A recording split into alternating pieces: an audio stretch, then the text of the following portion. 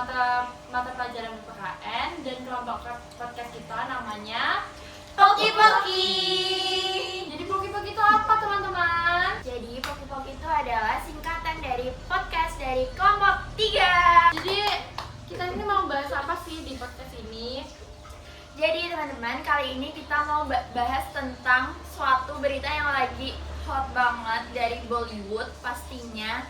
Jadi nanti kita podcastnya itu terdiri dari 2 segmen. Dan podcast kali ini kita terdiri dari 2 segmen. Kenapa sih dibikin 2 segmen? Karena itu lebih mendalam gitu statementnya gitu. Kita punya perspektif statement yang berbeda-beda, nanti biar lebih jelas aja gitu. Yaudah kita langsung aja ke pembahasannya ya guys. Dadah! Check it out! Halo teman-teman. Halo. Oke, sebelum kita melakukan pembahasan secara lebih lanjut, segmen yang pertama kita mau perkenalan dulu nih. Mulai dari aku Reva. Hai. Aku Haisha dan aku Widya. Halo. Halo semuanya. Jadi hari ini kita akan melakukan ngobrol, bincang-bincang santai sama mereka. Emang tentang apa sih, Cik? Tentang artis Bollywood yang katanya tuh kayak melakukan eksploitasi manusia gitu loh. Parah banget anjir.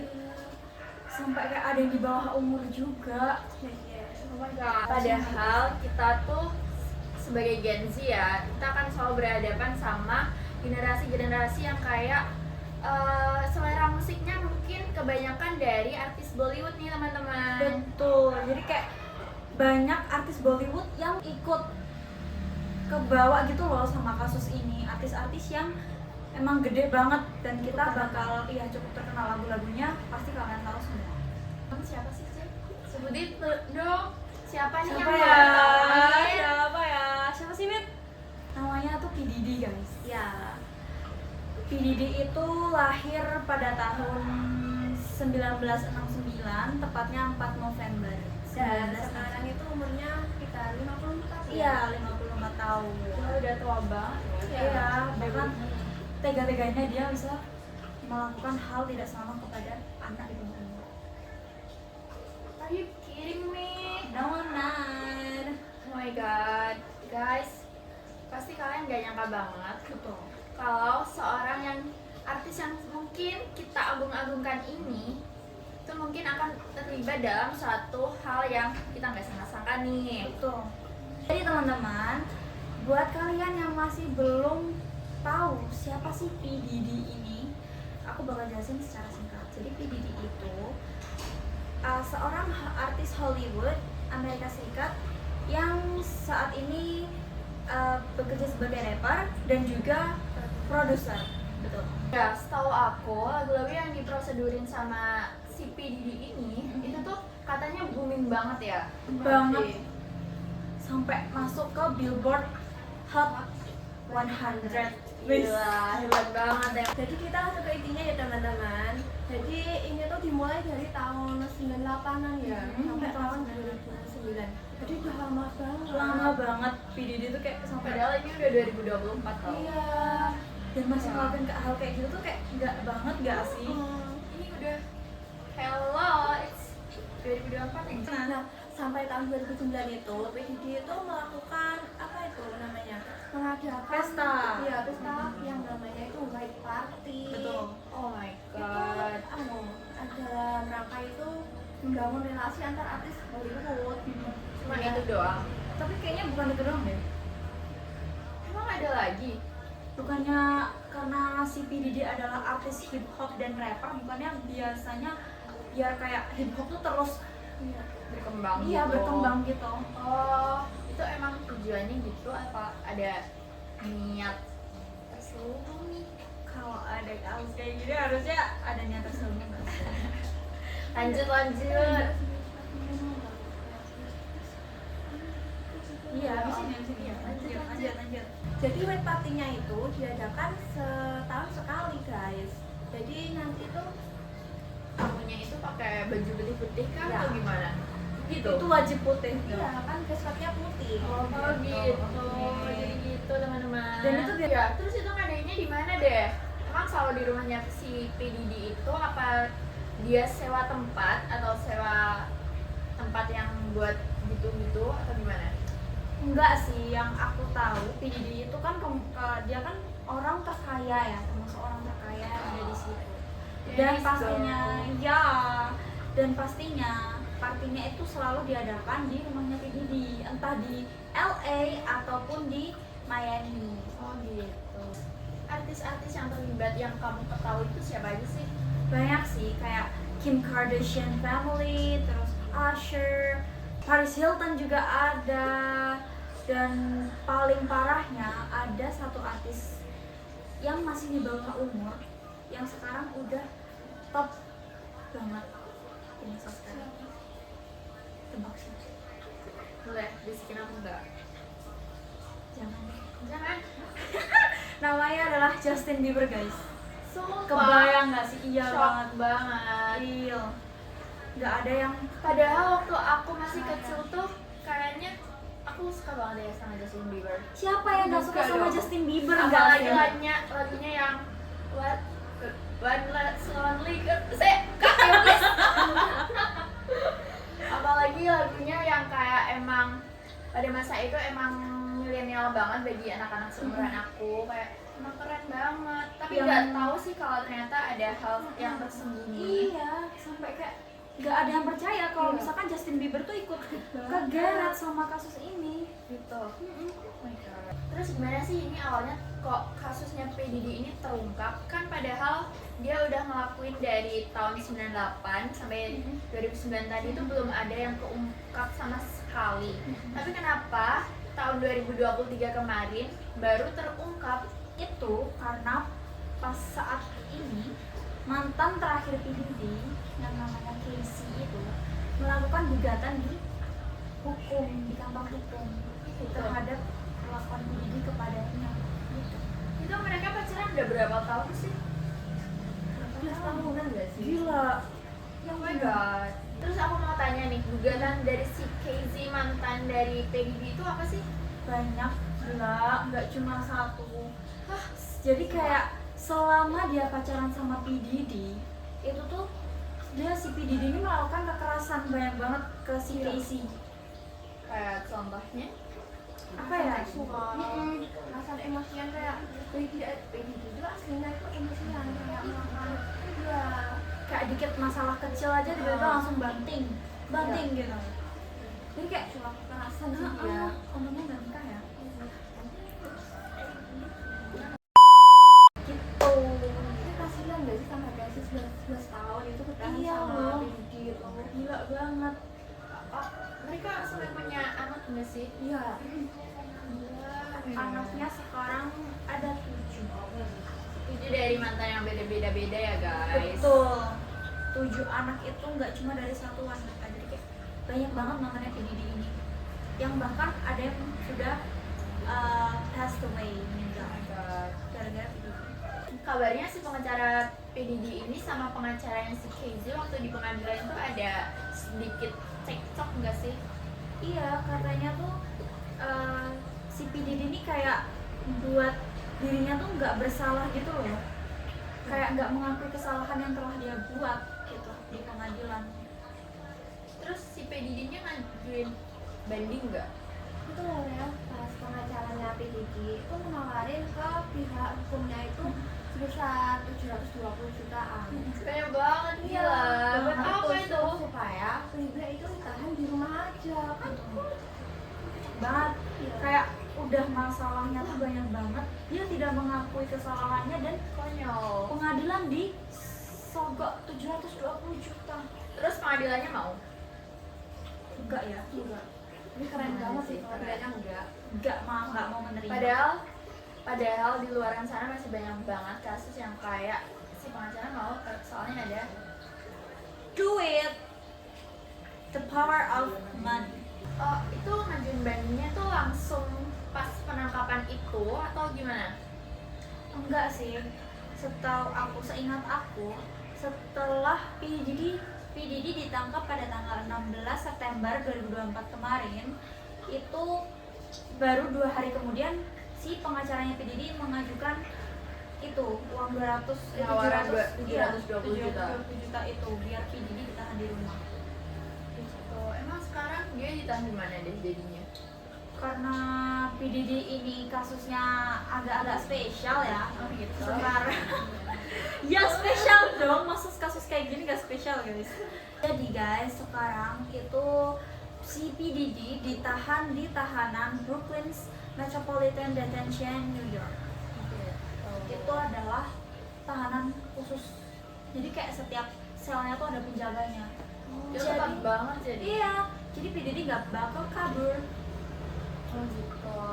Gila sih, aku bener-bener gak nyangka banget seorang artis besar dan yang dikagumin banyak orang itu bakal ngelakuin hal-hal yang sekeji itu. Betul. Kayak perbuatan yang sangat-sangat tidak mencerminkan kemanusiaan di sila kita, sila kedua yaitu Pancasila. Kayak why?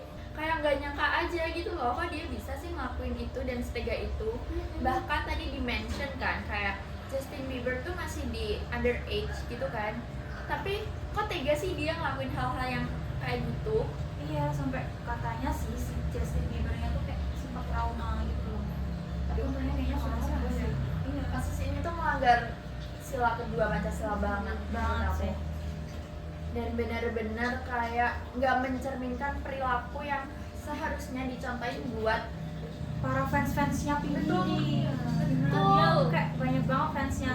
Siapa sih yang nggak suka sama kayak rapper? apalagi Banyak lagunya lagunya. tuh booming banget juga kan. Banget guys. Oke, thank you Ceica, thank you Lydia Thank for you, this Reva. for our conversation with Yeah. with this segment. Oke teman-teman, karena kasusnya ini masih perlu panjang banget pembahasannya, jadi kita mau ngelemparin kasus ini ke segmen kedua teman kita. Dadah. Dadah. Halo teman-teman. Halo.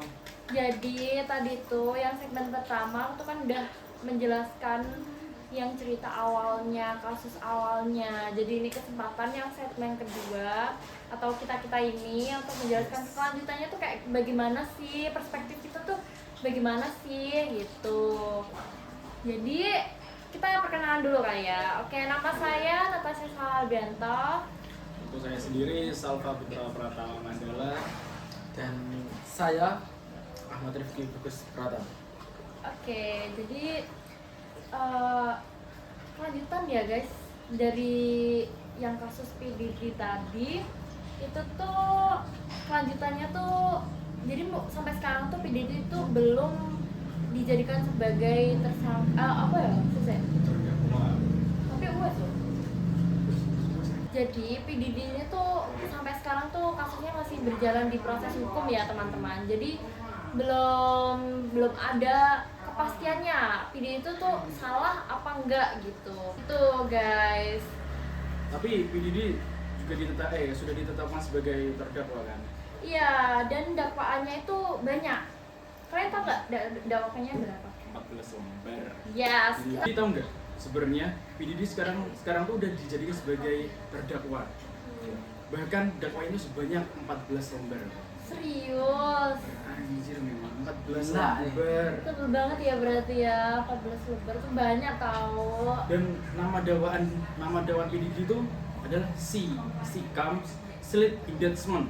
Dimaksudkan PDD itu sebenarnya punya organisasi yang dinamakan Calm Enterprise. Jadi sebelumnya di situ tuh seperti perusahaan atau organisasi PDD tersebut itu banyak melakukan hal-hal yang menyimpang ya guys ya. Contohnya apa tuh? Menyimpangnya itu. Banyak kekerasan seperti tindak kriminal, bahkan kerjaan paksa, perdagangan, tuh pokoknya. lah. Terus distribusi antar negara terkait prostitusi. Anjir, parah banget. Parah banget sih itu. Kalian tahu nggak sih guys? White party yang diadakan PDD setiap tahunnya itu sebenarnya tuh namanya First off, yes, itu kayak freak off gitu. Jadi sebenarnya tuh kayak itu tuh partinya itu ya yang seperti segmen 1 jelasin tadi. Jadi kayak suatu party yang nggak seperti party biasanya gitu loh. Sampai polisi itu karena kan gini ya guys, karena dakwaan PDD itu udah banyak banget dan itu udah kayak termasuk tindak kriminal, jadi polisi itu mendatangi langsung rumah PDD itu. Dan kalian tahu nggak, ditemukannya itu ada sekitar 1000 baby oil sebagai pelumas. Itu kayak buat apa sih? Gitu kan? Kayak kalian bisa mikir nggak sih itu buat apaan? Ya kita sebenarnya nggak boleh berburuk sangka sih, tapi kayak dibuat apa gitu. Pikirannya liar. Yes, mungkin itu tuh yang bikin polisi itu jadi segera menindaklanjuti lebih dalam lagi. Itu parah banget sih. Kalian tahu nggak? Pulang. Itu parah banget sih guys ya. Kalian tahu nggak kalau PDD terbukti bersalah, dia akan menerima hukuman minimal 15 tahun penjara dan maksimal penjara seumur hidup. Lama banget ya, tapi kalau misal terbukti bersalah ya setimpal nggak sih? Karena ya Iya. kayak indikasinya tuh banyak banget gini Emang gitu. gila, banyak banget itu tadinya. Tapi Iya. kalau cuma 15 tahun penjara kayak kurang gak sih dengan kelakuan yang kayak setan gitu. Ya kan, we never know ya guys, iya, we never betul know. sekali. Jadi kita nggak boleh berburuk sangka terlalu banget ya. Yes. Kita we never know. Jadi dari penjelasannya Rifki tadi, pas saat kematiannya Michael Jackson, yang paling dekat dengan Michael Jackson adalah kepala keamanannya tuh yang bernama Mr. Muhammad. Nah, anehnya setelah kematian Michael Jackson ini yang tertutup oleh misteri-misteri dan banyak teori, Mr. Muhammad ini pindah pekerjaan menjadi kepala keamanan di Camp Enterprise, di perusahaannya Mr. Didi tadi. Iya. Jadi kayak apa? Masuk akal enggak sih? Ya, suatu kebetulan yang Kebetulan. Jadi Betul sekali. ya kayak jadinya tuh kasus ini tuh kasus PDD naik, jadi lagu-lagu ini tuh terseret gitu loh guys. Ya gitulah, terus ternyata kalau diulik-ulik lagi yang kasusnya Alia, kasusnya Left Eye, kasusnya Michael Jackson itu tuh jadi kayak ada suatu teori yang kayak iya ya, ada PDD-nya ya gitu. Outnya itu. Gitu, jadi ini tuh teori dari lirik lagunya Jang Jiko Sinos gitu. Oke. Jadi pada segmen kedua ini, dari semua statement dan pendapat dari kita sendiri mengenai kasus PDD ini, kasus ini sampai sekarang masih banyak simpang siurnya. Betul sekali. Meskipun dari sekian banyak bukti, teori-teori bahkan konspirasi yang terlihat masuk akal, sampai saat ini PDD belum ditetapkan sebagai pelaku yang utama. Jadi hanya sebatas terdakwa atau tersangka. Ya. Betul. Jadi kita ini sebagai netizen yang mengikuti kasusnya PDD ini bisa dikatakan sebagai jadi kita sebagai netizen yang mengikuti kasus PDD ini, kita mengatakan we never know. Jadi biarkan endingnya tuh seperti apa gitu, baru nanti kita oh gitu, dan gitu. Jadi mungkin itu saja guys yang bisa kami sampaikan di podcast ini. Semoga podcast selanjutnya kita masih bersama dengan orang-orang ini. Semoga podcast selanjutnya kita bisa membahas yang lebih menarik lagi ya. Oke. Yes, kasus-kasus yang mungkin lebih viral lagi atau gimana itu. Oke. Terus terima kasih.